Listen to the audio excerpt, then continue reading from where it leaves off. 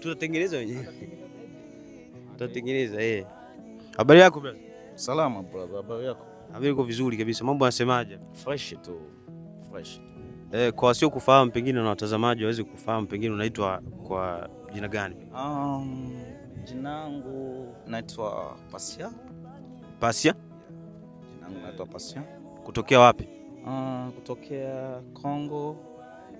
Lakini kwenye nilikomalia ni Zambia. Yeah. Okay. Na swali kidogo. Mko wawili lakini nitagawanya maswali mawili tofauti pengine. Ndio, swali langu la kwanza linasema kwamba tukio la Yesu kupaa kwenda mbinguni ilikuwa ni eneo gani ama lilitokea eneo gani?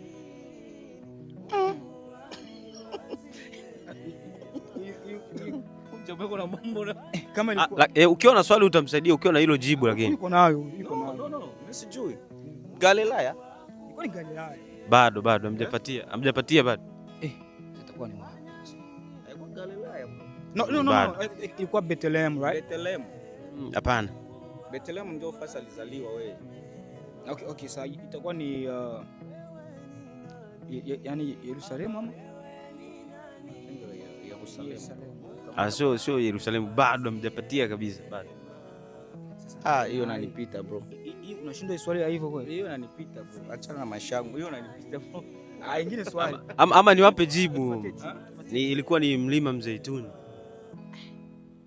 Mlima Mzeituni? Mimi inawezekana. Okay, twende kwenye swali lingine kidogo. So Mungu alichukua siku ngapi? Mungu alichukua siku ngapi kuumba ulimwengu kulingana na kitabu cha Mwanzo kinavyosema? Mungu alichukua siku ngapi? Alichukua siku 6.